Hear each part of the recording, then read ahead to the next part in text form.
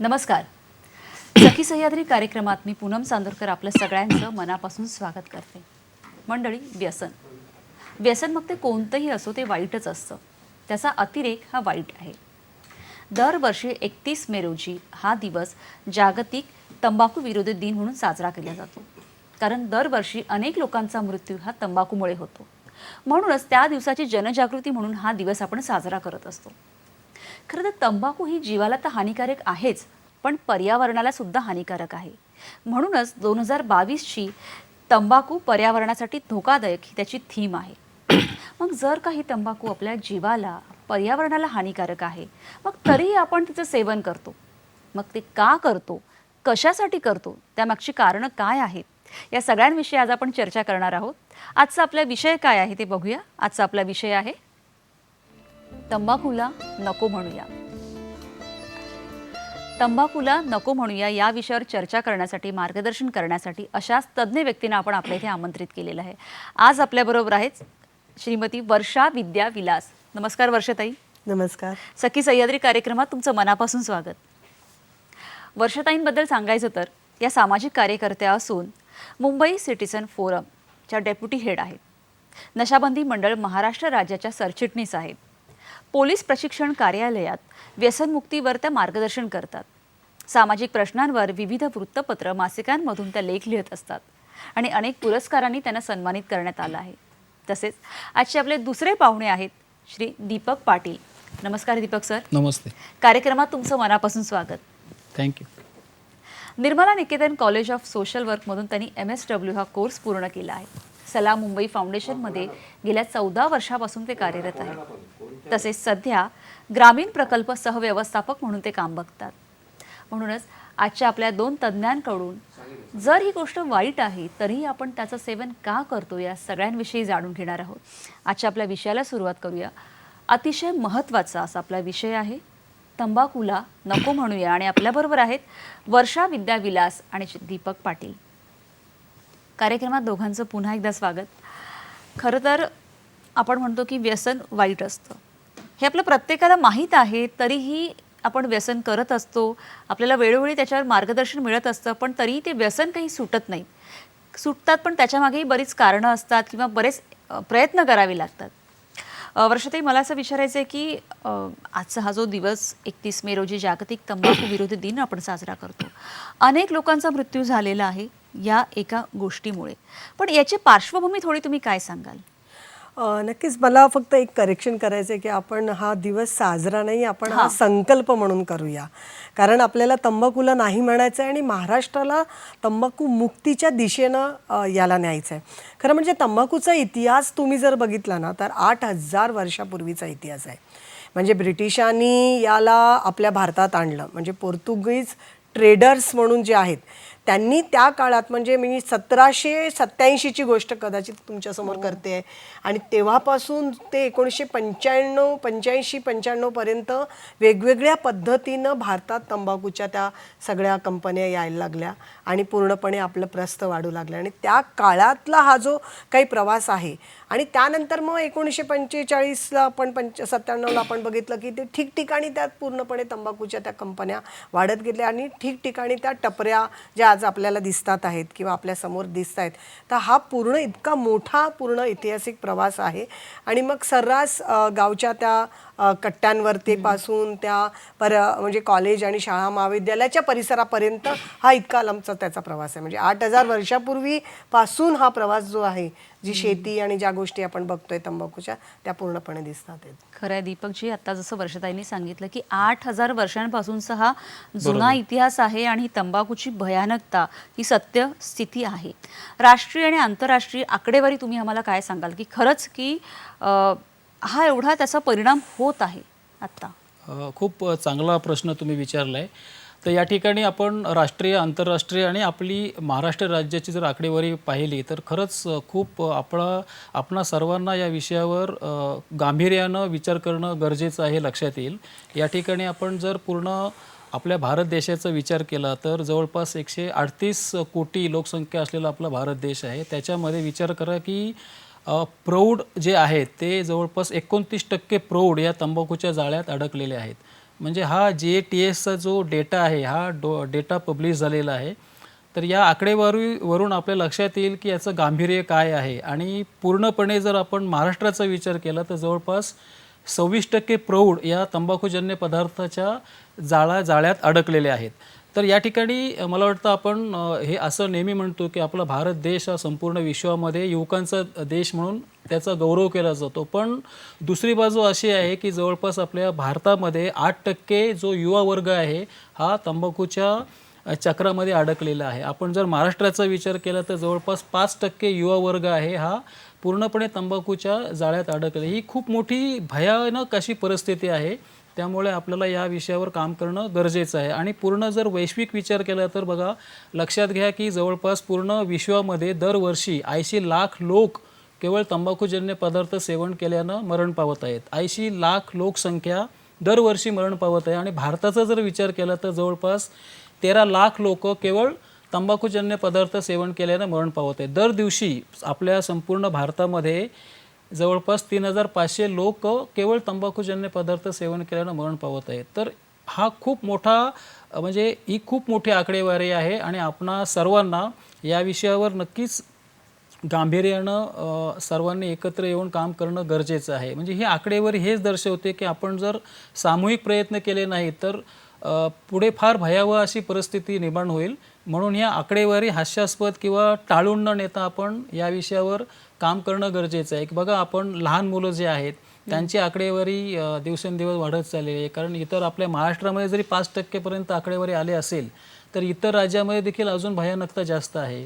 आपल्या भारतामध्ये 8% युवा वर्ग, म्हणजे आपण असं म्हणतो की ही भावी पिढी आहे, नेक्स्ट जनरेशन आहे, ताकद आहे आपल्या भारताची. आणि ही ताकदच जर अशी लुळीपांगळी झाली होय की नशेच्या गर्तेत सापडली तर आपलं भविष्य आहे ते धोक्यात येऊ शकतं. म्हणून आपण मुलांना विशेषतः तंबाखूजन्य पदार्थांपासून दूर ठेवणं गरजेचं आहे. आणि सामूहिक प्रयत्न केले तर नक्कीच आपण हा जो वाढता आलेख आहे तो आपण शून्यापर्यंत आणू शकतो. आणि काही राज्यांनी खूप चांगले परिणाम म्हणजे खूप चांगलं काम केलेलं आहे. आपल्या राज्यामध्ये कर्नाटक स्टेट आहे.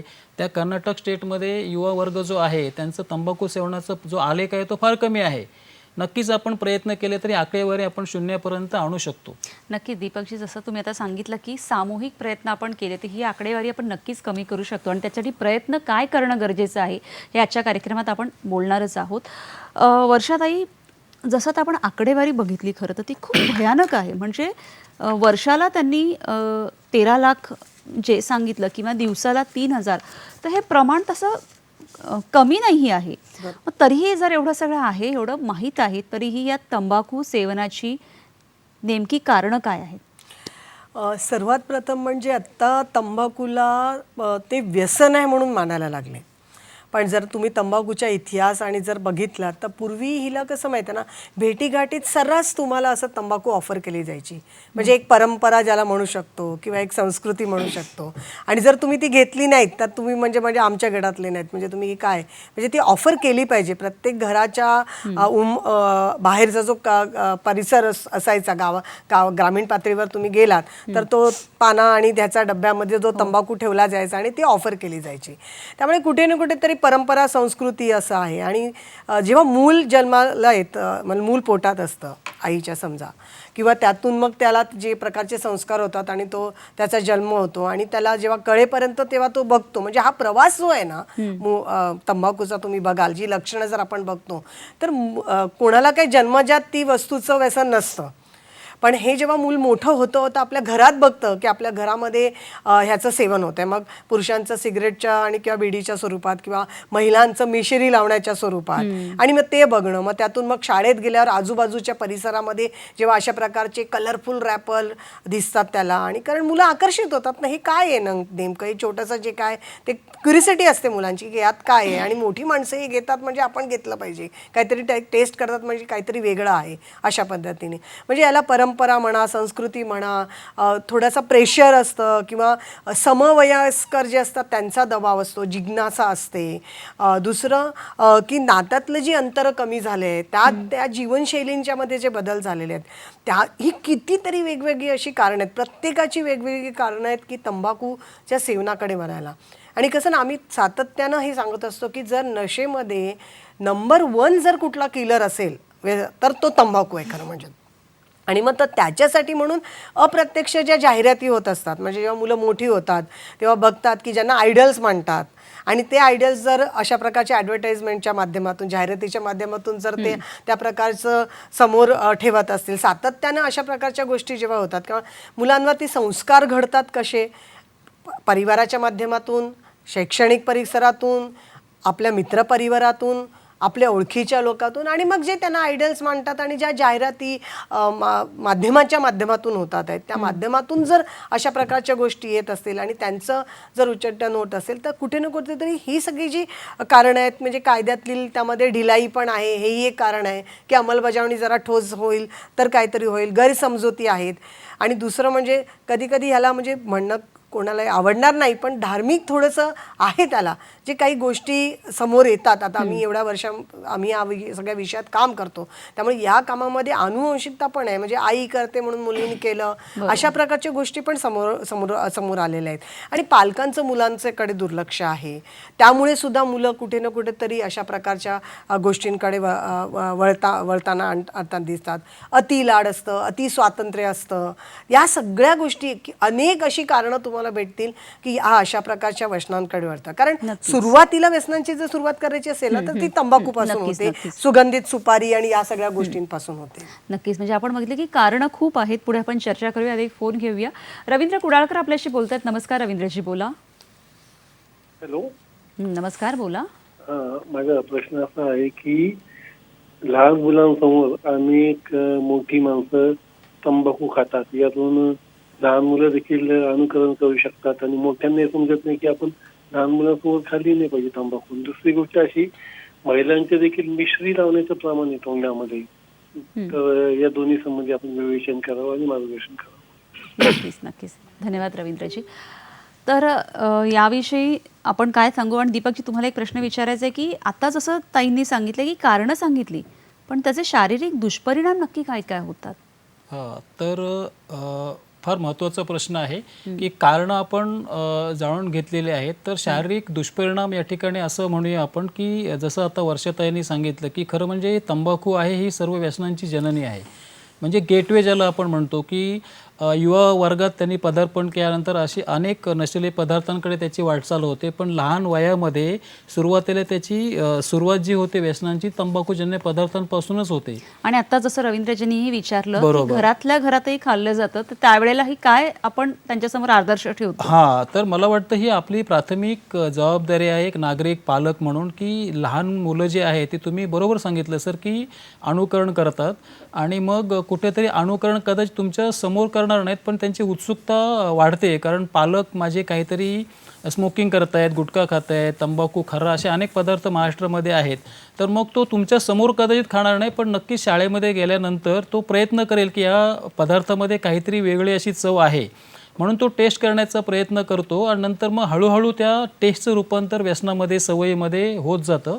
म्हणून मी असं म्हणेन की पालकांनी विशेषतः जागरूक राहणं फार गरजेचं आहे की आपण नेहमी मुलांना प्रश्न विचारतो, अरे आता परीक्षा जवळ आली, अभ्यास झाला का, पण निदान कधीतरी आपण मुलांची दप्तर देखील चेक करणं गरजेचं आहे की त्या दप्तरामध्ये गुटखाचे पॅकेट, सिगारेटचे पॅकेट्स आहे की नाही हे आपण बघणं गरजेचं आहे, कारण पूर्णपणे लक्ष आपलं मुलांकडे नसतं. तर निदान मुलं काय करतायत, त्यांच्या वर्तनामध्ये कदाचित अचानक तुम्हाला जर असा बदल झालेला दिसून आला तर नक्कीच आपण मुलांशी एक मित्र या नात्याने संवाद साधणं फार गरजेचं आहे. तेव्हाच मुलं कदाचित तुमच्याशी स्पष्टपणे बोलू शकतील की मी गुटखा खाल्ला किंवा मी मित्रांच्या संगतीनं स्मोकिंग करायला शिकलो आहे. ते नक्कीच होकार देतील आणि नंतर मग त्यांची सवय आपण एक पालक म्हणून बदलू शकेल आणि या वयामध्येच ती बदलणं शक्य आहे.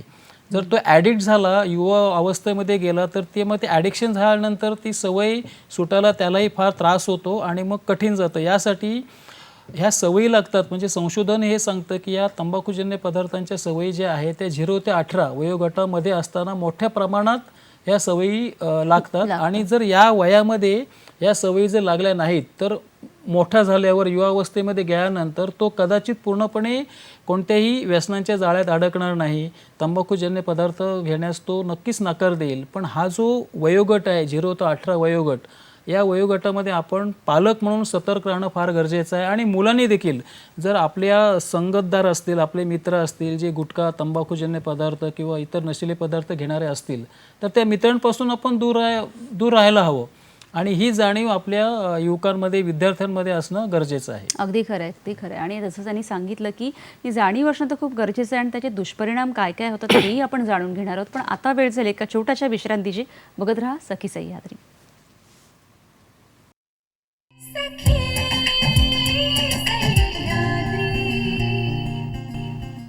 विश्रांतीनंतर सगळ्यांचं पुन्हा एकदा स्वागत. तंबाखूला नको म्हणूया या महत्त्वाच्या विषयावर आपण चर्चा करत आहोत आणि आपल्याबरोबर आहेत वर्षा विद्याविलास आणि दीपक पाटील. खरं तर विश्रांतीला जाण्यापूर्वी आपण काही बघितलं की त्याची कारणं बघितली, पण त्याचे दुष्परिणाम दीपकजी काय सांगाल त्याविषयी? तर तंबाखूजन्य पदार्थ सेवन केल्यानं म्हणजे खूप मोठे शारीरिक दुष्परिणाम आहेतच. पण जसं तुम्ही सुरुवातीला सांगितलं की यावर्षीची थीम आहे तंबाखूचा पर्यावरणाला धोका. म्हणजे पर्यावरण म्हणजे पूर्णपणे समाजाला, कुटुंबाला, तर पर्यावरणाला खूप मोठ्या प्रमाणात या तंबाखूचा धोका आहे. पण आपण सुरुवातीला एक हायलाईट करूया की या शरीरावर याचे कोणते दुष्परिणाम होतात. तर या ठिकाणी मी असं म्हणेन की ही तंबाखू ही जी वनस्पती आहे, ती वनस्पतीचा जेव्हा जन्म होतो तेव्हा 7,000 केमिकल घेऊनच ही वनस्पती जन्माला येते. म्हणजे तिची वाढ होत असते. तर 7,000 केमिकल आहेत आणि हे खूप जीवघेणे असे केमिकल आहेत. त्याच्यामध्ये आपण काही मोजकी तुम्हाला काही केमिकलची नावं सांगतो. निकोटीन आहे, हायड्रोजन सायनाईड आहे, अमोनिया आहे, ब्युटेन आहे, DDT आहे. असे अनेक 7,000 केमिकल आहेत. पैकी काही केमिकल असे आहेत जे कॅन्सरला प्रेरित करतात, म्हणजे ज्याने कॅन्सर हमखास होण्याची शक्यता आहे. तर हे तंबाखूजन्य पदार्थ वेगवेगळ्या प्रकारात लोक सेवन करतात. मग धूम्रपानाच्या माध्यमातून तंबाखूचं सेवन केलं जातं. पुन्हा स्मोकलेस टोबॅको आहे, जसं तुम्ही मशरी म्हणालात, किंवा पान आहे, खर्रा आहे, अनेक माध्यमातून तंबाखूचं सेवन केलं जातं.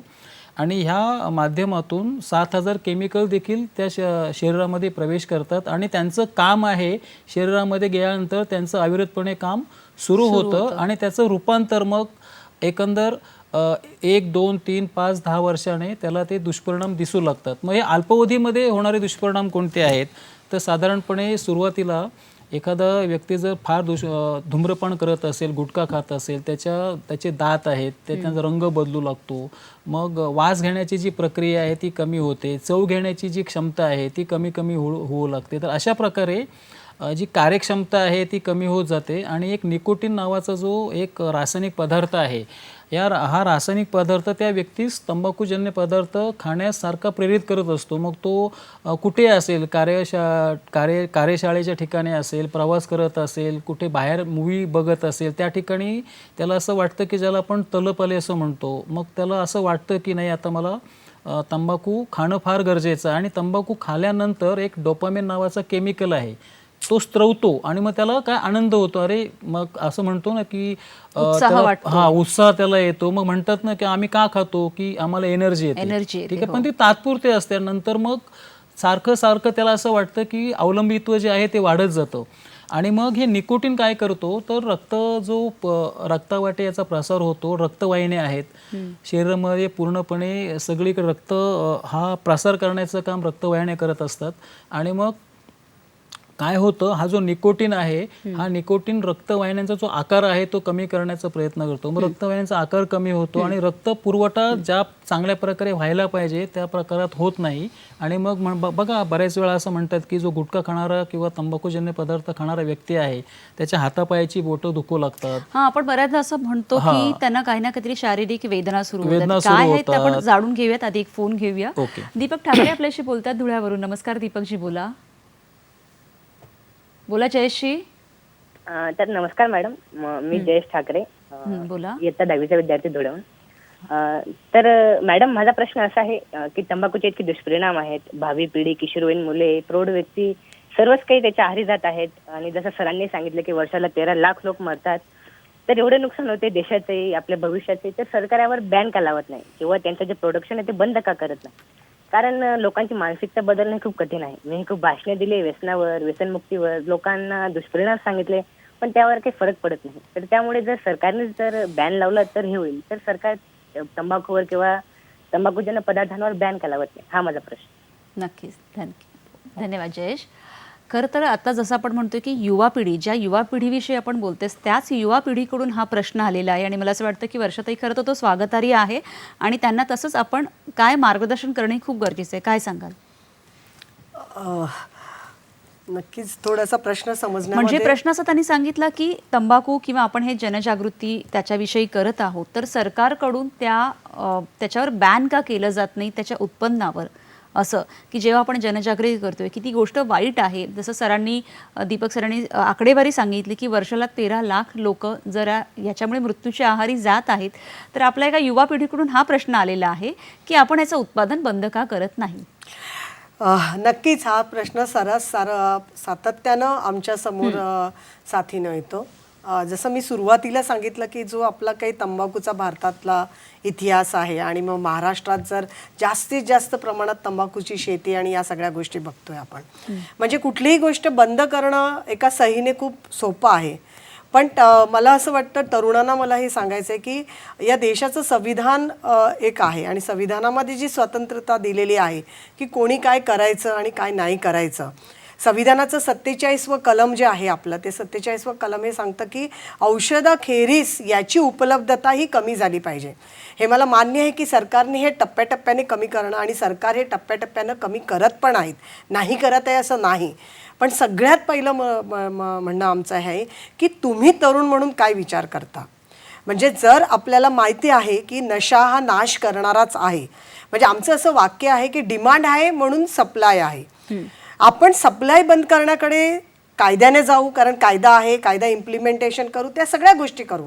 पण हे डिमांड बंद करण्याचं जर काम आहे, म्हणजे ह्याला जर बंद करायचं असेल तर मला वाटतं सगळ्यात पहिली जबाबदारी आपल्या सगळ्या समस्त नागरिकांची आहे.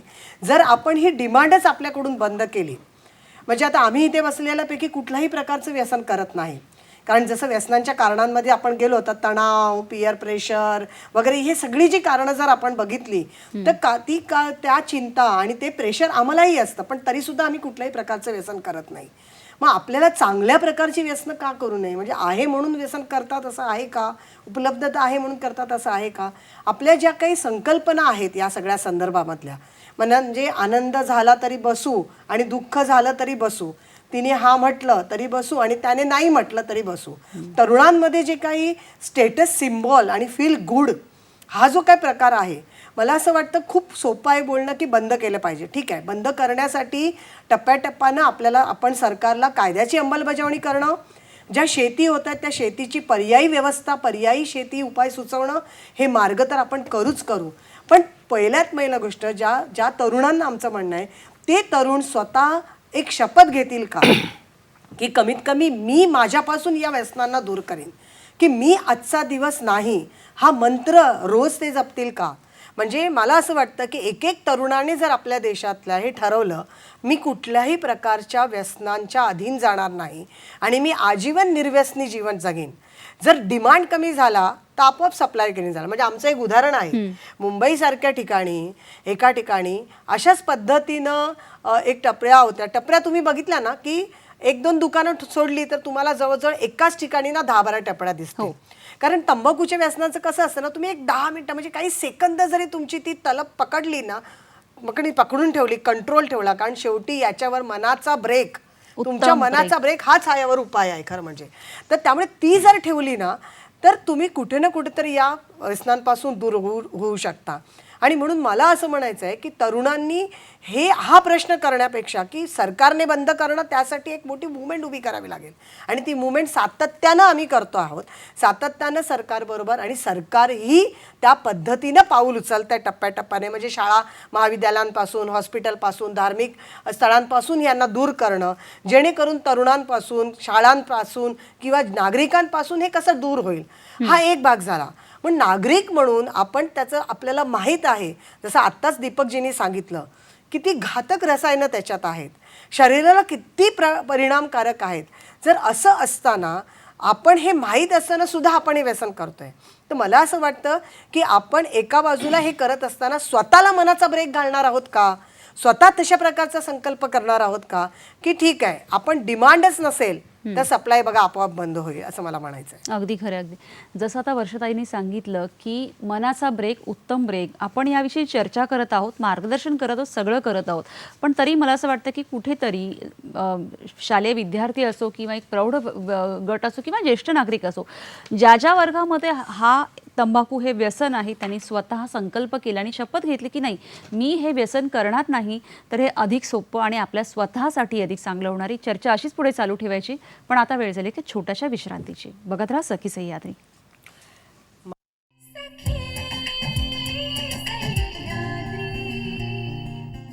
तंबाखूला नको म्हणूया ह्या विषयी आपण चर्चा करत आहोत आणि आपल्याबरोबर आहेत वर्षा विद्याविलास आणि दीपक पाटील.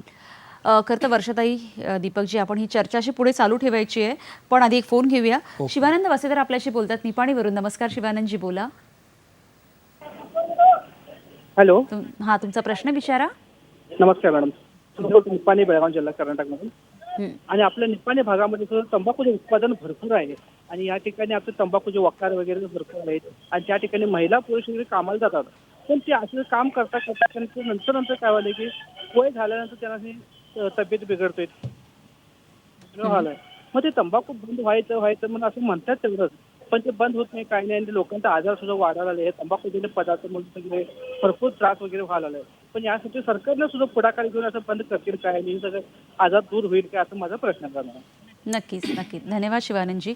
खरं तर दीपकजी, मला तुमच्याकडे येऊन हा प्रश्न विचारायचाच होता. जसं शिवानंद यांनी सुद्धा विचारलं आहे की तिकडे त्यांचं उत्पन्न जास्त होतं आहे, तिथला जो एक कर्मचारी वर्ग आहे त्याच्या शरीरावर त्याचा दुष्परिणाम होतच आहे, आणि त्याचबरोबरीने मला विचारायचं की शासकीय स्तरावर कोणत्या उपाययोजनाही सुरू आहेत याला रोखण्यासाठी? हां, सरांनी जो तो प्रश्न विचारला आहे त्याचं अगोदर मी उत्तर देतो आणि नंतर मग शासकीय स्तरावर कोणत्या उपाययोजना, कोणती कायदे आहेत, कशा प्रकारे सरकार देखील या विषयावर काम करत आहे याविषयी मांडणार आहे. तर सर, तुम्ही प्राथमिक या ठिकाणी विषय मांडला, खूप तुम्हीच उत्तर दिलेलं आहे की तंबाखूची शेती निपाणी या भागामध्ये मोठ्या प्रमाणात केली जाते आणि कामगार वर्ग जो आहे या क्षेत्रामध्ये जो जोडला गेलेला आहे त्याला देखील अनेक आजारांचा सामना करावा लागतो.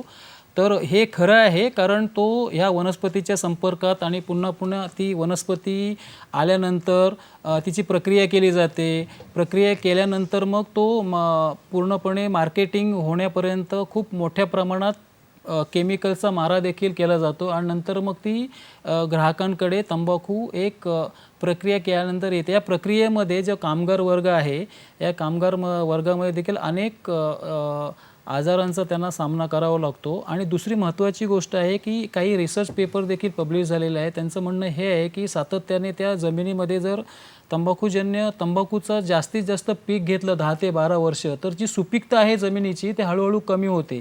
तर हे देखील आपण शेतकरी म्हणून लक्षात घेणं गरजेचं आहे.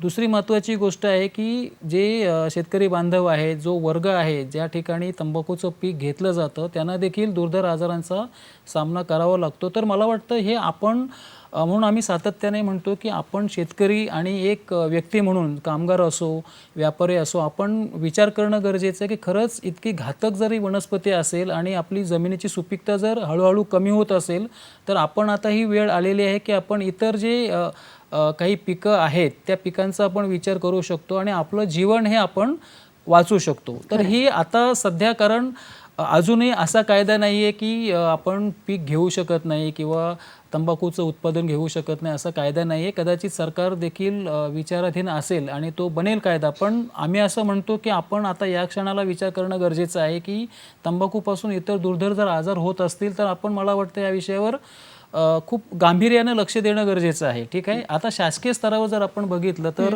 हेल्थ मिनिस्ट्री ऑफ इंडियाने खूप चांगल्या प्रकारे ही मोहीम सुरू केलेली आहे. नॅशनल टोबॅको कंट्रोल प्रोग्राम सातत्याने आपल्या देश पातळीवर अनेकविध उपक्रम राबवत आहे. क्विट लाईन डेव्हलप केलेले आहे.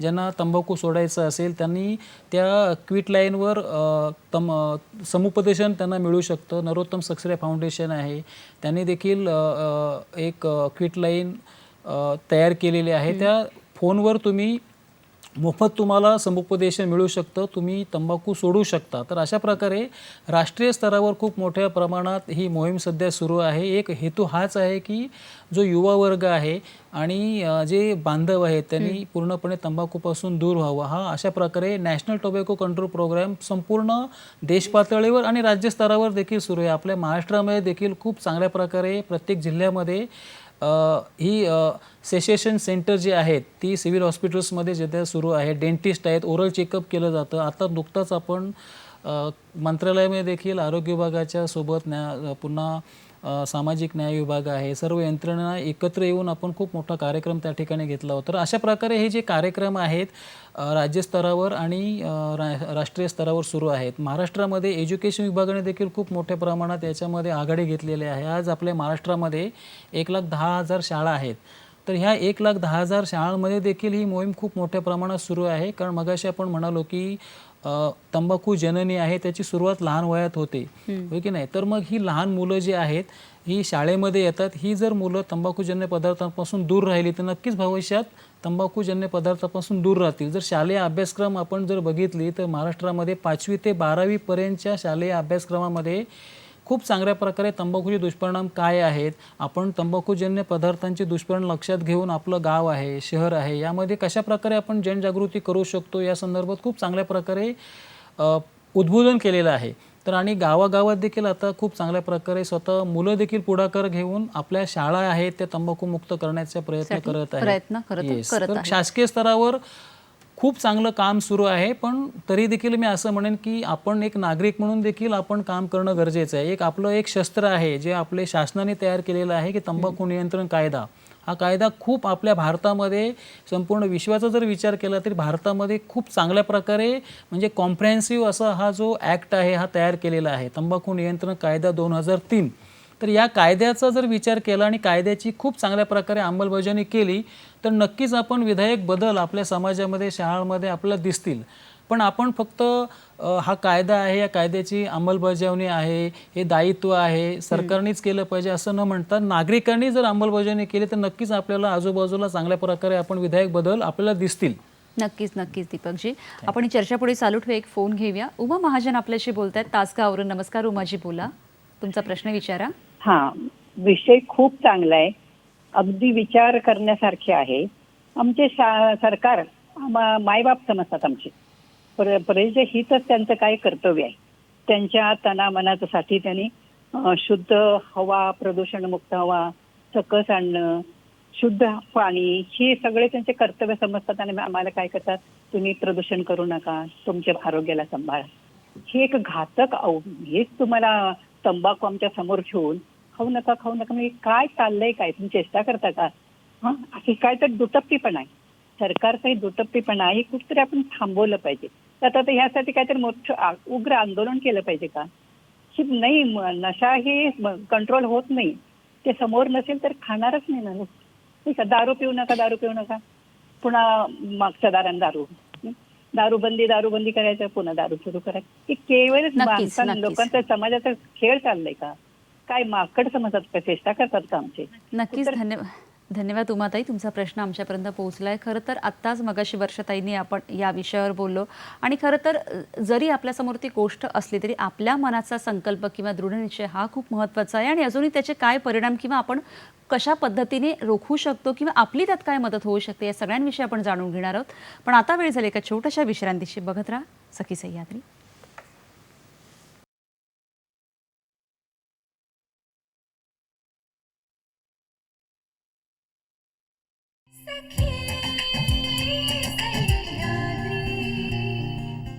विश्रांतीनंतर सगळ्यांचं पुन्हा एकदा स्वागत. तंबाखूला नको म्हणू या महत्त्वाच्या आणि गंभीर विषयावर आपण चर्चा करत आहोत. खरं तर आता उमाताईंनी जो प्रश्न विचारला होता दीपकजी, आपण त्याचं उत्तर दिलेलं आहे, पण अगदी थोडक्यात तुम्ही काय सांगाल? तर मला वाटतं हा प्रश्न सातत्याने येत असतो. मी असं म्हणेन की बघा, आपण प्रबोधन आणि एकंदर प्रिव्हेंटिव्ह काम सध्या महाराष्ट्रामध्ये सुरू आहे आणि त्याचे प्रयत्न आपल्याला चांगले रिझल्ट्स देखील आलेले आहेत. मी आता मगाशी जो डेटा मागे सांगितलेला आहे तुमच्यासमोर ठेवलेला आहे की साधारण GATSचा जो डेटा पब्लिश झालेला आहे, 5 वर्षापूर्वी आपल्या महाराष्ट्रामध्ये 31% प्रौढ तंबाखूजन्य पदार्थांचं सेवन करत होते. आज 5 वर्षानंतर पुन्हा सर्वे झालेला आहे तर तो जो आलेख आहे तो 26% पर्यंत आलेला आहे. ठीक आहे, तर आपण म्हणून म्हणतो मी की सामूहिक जर प्रयत्न केले तर नक्कीच हा जो आलेख आहे तो 0 पर्यंत आपण आणू शकतो. आणि बंदी हा एकमेव पर्याय नाही आहे, तर अनेक दुसरे पर्याय आहेत, त्याचा देखील विचार करणं गरजेचं आहे. लक्षात घ्या, बंदी व्हायला अजून 15-20 वर्षे लागतील, 20 वर्षे 25 वर्षे, आणि तोपर्यंत जर त्या व्यक्तीने निश्चय केला बंदी होईपर्यंत मी तंबाखू सोडणारच नाही, त्या व्यक्तीला कॅन्सर होऊ शकतो. म्हणजे अनेक प्रकारचे कॅन्सर होऊ शकतात. मग आपण, मला वाटतं, विचार करणं गरजेचं आहे की आपण म्हणजे तंबाखूने तुम्हाला टाटा बाय बाय करायच्या अगोदर आपण स्वतःहून निश्चय करणं गरजेचं आहे की मी तंबाखूचं सेवन करणार. हां, आणि आपल्या महाराष्ट्रामध्ये म्हणजे हे सर्व संत महात्मा प्रबोधन करते आहे, त्यांचा एक प्रामुख्याने त्याने संदेश दिलेला आहे की समाजामध्ये जर विधायक बदल घडवून आणायचे असतील तर पहिली स्टेज आहे की प्रबोधन होणं गरजेचं आहे. एक त्यांच्यामध्ये त्यांचं उद्बोधन होणं गरजेचं आहे. चांगल्या गोष्टी कोणत्या, वाईट गोष्टी कोणत्या, हे आपण एक व्यक्ती म्हणून ठरवू शकतो. हे नशिले पदार्थ आहेत याची मला जाणीव आहे, त्यातून अनेक आजार होऊ शकतात याची मला जाणीव आहे.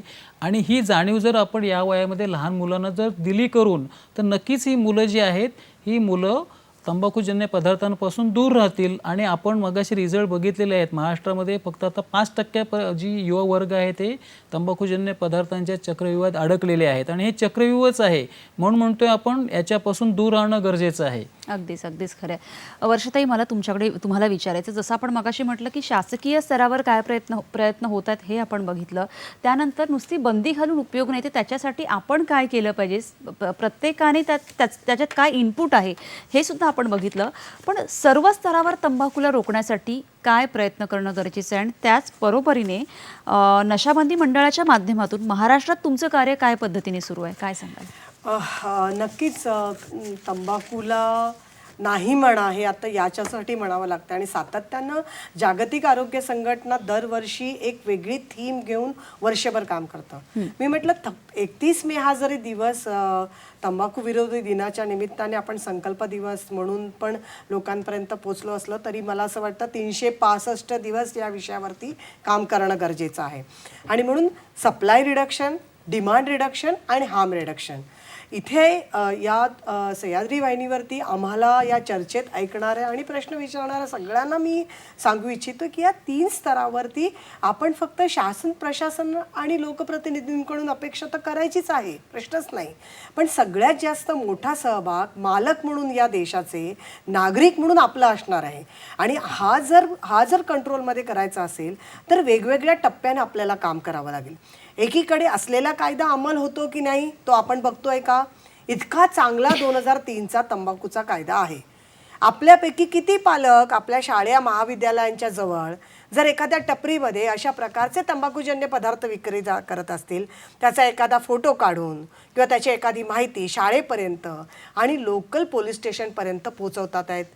उचला बघा, तंबाखू या महाराष्ट्रातून क्विक होऊ शकतो जर प्रत्येक नागरिक हे पाऊल उचलेल तर, मला असं म्हणायचं आहे. आणि म्हणून नशाबंदी मंडळ सातत्यानं, कारण 1958ला म्हणजे राष्ट्रसंत तुकडोजी महाराजांनी ज्याची स्थापना केली, महात्मा गांधीजींचे गुरु आहेत, केदारनाथजी हे पहिले अध्यक्ष होते. हे ऐतिहासिक असं मंडळ सामाजिक न्याय विभागाशी कनेक्टेड, त्याच्या मार्गदर्शनाने चालणारं हे नशाबंदी मंडळ आहे. वेगवेगळ्या पद्धतीने म्हणजे श्रमिकांबरोबर, महिलांबरोबर, शालेय विद्यार्थ्यांबरोबर, युवकांबरोबर यूथ अगेन्स्ट LTD म्हणून एक प्रकल्प राबवला जातो. म्हणजे नॉट ओन्ली टोबॅको, लिकर आणि ड्रग्ज, आणि पुढे जाऊन आता सोशल मीडिया पण असणार आहे. आपण चर्चा तंबाखूची करतोय, पण तरीसुद्धा या सगळ्या माध्यमातून आपण लोकांपर्यंत पोहोचतोय. नुकतंच आता आपण मंत्रालयात जो कार्यक्रम केला त्यात आपण व्यसनमुक्तीची एक सापशिडी बनवलेली आहे. म्हणजे व्यसनांना तुम्ही खेळामेळीच्या माध्यमातून सुद्धा समजून घ्या, कारण व्यसन का करायचं नाही आहे आणि ते कसं लागतं आणि कशा पद्धतीने तुम्हाला घेरतं. कारण कसं आहे ना, यूज, मिसयूज, ॲब्यूज, डिपेंडन्सी आणि ॲडिक्शन या 5 स्टेज आहेत. या 5 स्टेज समजल्या पाहिजेत आणि या 5 स्टेज समजल्यानंतर त्या पद्धतीनं तिथपर्यंत पोचलं पाहिजे. आणि म्हणून मग पथनाट्याच्या माध्यमातून, गीतांच्या माध्यमातून किंवा हे असं एक सुंदर पुस्तक नशाबंदी मंडळाने बनवलं आहे. म्हणजे यात सगळ्या महामानवांच्या, म्हणजे संविधानाचं 47वा कलम असो, आणि यात सगळ्या महामानवांनी सगळ्या धर्मामध्ये व्यसनांच्या बद्दल सांगितलेलं आहे की व्यसन हे वाईटच आहे, ते नशा करणारं आहे आणि त्यापासून तुम्हाला दूर राहायचं आहे. मला असं वाटतं छत्रपती शिवाजी महाराज असो, राष्ट्रसंत तुकडोजी महाराज असो, सावित्रीबाई फुले असो, कोणी सगळ्यांनी व्यसनांबद्दल लिहिलेलं आहे.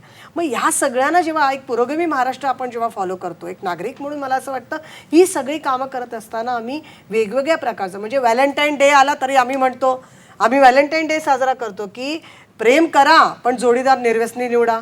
का निवडायचं आहे जोडीदार निर्व्यसनी? कारण येणारं अपत्य जर मतिमंद झालं, कारण असं असतं की दोघांपैकी एकाने व्यसन केलं तर 100% तुमचं मूल तशा प्रकारच्या व्याधीने जन्म घेईल. आणि जर दोघंही व्यसनी असाल तर 400%.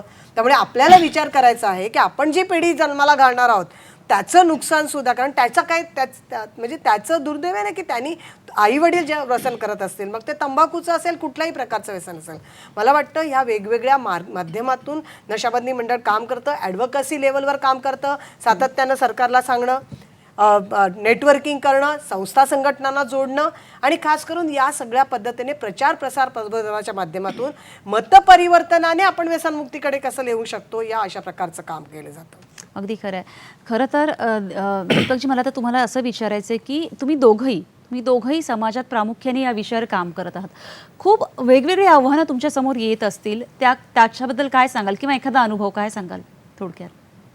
हां, बरोबर आहे. कारण प्रश्न खरंच म्हणजे हा जो विषय आहे, पण आता आपण म्हणजे सल्ला मुंबई फाउंडेशनने या कार्याला 2002 पासून सुरुवात केली आणि जेव्हा आम्ही चंद्रपूर किंवा गोंदिया आहे, इतर असे काही जिल्हे आहेत ज्या ठिकाणी आम्ही जेव्हा कार्यशाळा सुरुवात करत होतो, कार्यशाळा घेण्यासाठी, मग शिक्षक असतील, सरपंच आहेत, ग्रामस्थ आहेत, तेव्हा बऱ्याचदा असं व्हायचं की कार्यशाळेसाठी येणारे देखील मंडळी आहेत त्यांच्या म्हणजे तोंडामध्ये खर्रा असायचा किंवा तंबाखू जन्य पदार्थ असायचे. ठीक आहे. कारण म्हणजे कसं होतं, आपण साधारण एक 20 वर्षापूर्वीची परिस्थिती आणि आताची परिस्थिती यामध्ये फार बदल आपल्याला दिसून येईल. तेव्हा म्हणजे असं वाटायचं की हा अजेंडा जो आहे व्यसनमुक्तीचा किंवा तंबाखू मुक्तीचा हा म्हणजे आमचा आहे, समाजाचा आहे, युवकांचा आहे, शाळेचा आहे, असं तेव्हा नव्हती परिस्थिती. पण आता खरंच वाटू लागलेलं आहे ग्रामस्थांना, शाळांना, सर्व जे स्टेक होल्डर्स आहेत की नाही, हा आपला जवळचा आपला हा विषय आहे, आपणच या विषयावर काम करणं गरजेचं आहे. ठीक आहे. तर अशा प्रकारे आता हा मुद्दा खूप चांगल्या प्रकारे स्वीकारलेला आहे समाजाने, शाळांनी. त्यामुळे आता बरेच आम्हाला विधायक बदल दिसून येऊ लागलेले आहेत. बघा, अगोदर पान खाणाऱ्यांची संख्या फार असायची, खर्रा खाणाऱ्यांची संख्या फार असायची, इव्हन स्ट्रीटवर स्मोकिंग करणाऱ्यांची संख्या फार असायची. पण हे प्रमाण जे आहे आता कुठेतरी आपल्याला कमी पाहायला मिळेल. सल्ला मुंबई फाउंडेशनच्या माध्यमातून आम्ही अनेक ठिकाणी आज संपूर्ण महाराष्ट्रातील 1,10,000 शाळा आहेत त्यांच्यासोबत आपलं काम सुरू आहे. जवळपास 35-36 हजार ज्या शाळा आहेत या आम्ही tobacco free school app develop केलेले आहे. त्या ॲपवर एव्हिडन्स आलेले आहे, शाळा तंबाखूमुक्त झालेले आहेत. हे व्याप्ती याची आम्ही वाढवलेले आहे. 10 राज्यामध्ये हे काम आपण घेऊन गेलेलो आहोत. तर हे आव्हान याच्यामध्ये बरीच आहेत, पण या ठिकाणी काही आव्हानांचं फक्त उदाहरण देतो. आज आपण म्हणजे गाईडलाईन्स बघितली जर सेंट्रल हेल्थ मिनिस्ट्री ऑफ इंडियाची, त्याच्यामध्ये तंबाखूमुक्त शाळा याच्याविषयी खूप चांगल्या प्रकारे गाईडलाईन डेव्हलप केलेली आहे. त्याच्यामध्ये एक निकष आहे की शाळेय परिसराच्या आजूबाजूला 100 यार्ड परिसरामध्ये तंबाखूजन्य विक्रेते असू नयेत, त्यांनी तंबाखूजन्य पदार्थ विकू नयेत. ठीक आहे. तर ही एक मोठी म्हणजे एक आव्हान आहे आजही, कारण शहरामध्ये आपण पानटपऱ्यांचं प्रमाण मोठं आहे. इव्हन 100 यार्डमध्ये देखील तंबाखूजन्य पदार्थ आहेत त्याची विक्री होते. ठीक आहे. तर या ठिकाणी आपण सर्व मिळून म्हणून FDA आहे, पोलीस यंत्रणा आहे, शासकीय विभागाने एकत्र येऊन आणि विशेषतः जे टोबॅको वेंडर्स आहेत त्यांनी देखील यावर विचार करून हे तंबाखूजन्य पदार्थ जी विक्री होते ती थांबवणं फार गरजेचं आहे. आणि ग्रामीण भागामध्ये अधिकार दिलेले आहेत, मग पोलीस यंत्रणा आहे, सरपंच आहेत, पोलीस पाटील आहेत, ते देखील याचाही याला अटकाव करू शकतात. जर 100 यार्ड परिघामध्ये तंबाखू विक्री होत असेल तर सरपंच, पोलीस पाटील आणि पोलीस यंत्रणा आहे, FDA आहे, NTCP हेल्थ डिपार्टमेंट आहेत, तर हे अटकाव करू शकतात. आणि अशा प्रकारे आपण गेल्या वर्षी जे आपला आरोग्य विभाग आहे, माननीय तायडे मॅडम आहे, त्यांच्या अध्यक्षतेखाली देखील आपण काही पानटपऱ्यावर धाडसत्र देखील सुरू केलं होतं. ओके. अरे वा. वर्षताई, खरं तर विषय असा आहे आणि आपल्याकडे वेळेची कमतरता आहे. अगदी अजूनही 2 तास बोललो तरी हा विषय न संपणार आहे आणि तेवढाच गंभीरही आहे. आपलं हे जे माध्यम आहे की ज्यातून आपण जनजागृती करत असतो आणि त्यातून खरंच की त्यातून काही लोकांनी हा संकल्प केला ना तरी आजचा कार्यक्रम आपल्याला सफल होणार आहे. या प्लॅटफॉर्मवरून तुम्ही काय सांगाल सगळ्यांसाठी? नक्की. सगळ्यात पहिलं तर स्वतःला रोज समजवा की आजचा दिवस नाही, कुठल्याही प्रकारचं व्यसन मी करणार नाही. एक तर ते स्वतःला लांब ठेवण्याचं. दुसरं मला असं वाटतं की राजकीय इच्छाशक्ती अजून प्रबळ होणं खूप गरजेचं आहे.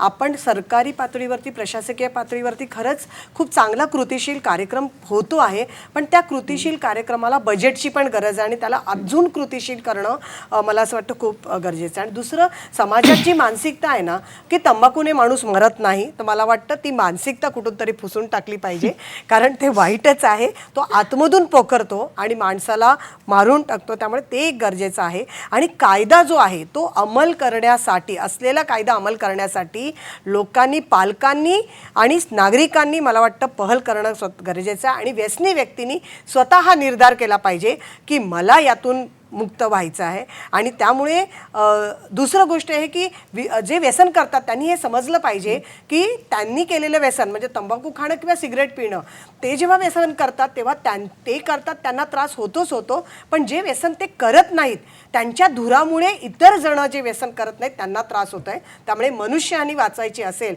तर मला असं वाटतं सगळ्यांच्या सहभागाची गरज आहे. त्यामुळे लोकप्रतिनिधी, प्रशासन, पोलीस ह्या सगळ्या यंत्रणा एकत्र आल्या तर आपण नक्कीच या महाराष्ट्रातून तंबाखूला नाही म्हणूया का, तंबाखू नाहीच असेल असं वातावरण अगदी बनेल. अगदी खरं आहे. जसं आता वर्षाताईंनी सांगितलं की तंबाखूला नको म्हणूया, नाही म्हणूया आणि आपल्यापासून दूर ठेवायचा तो संकल्प आपण आपलाच केला पाहिजे. मला वाटतं आजचा कार्यक्रम तुम्हाला कसा वाटला आम्हाला नक्की कळवा. आपली माध्यमं तुम्हाला माहीत आहेत.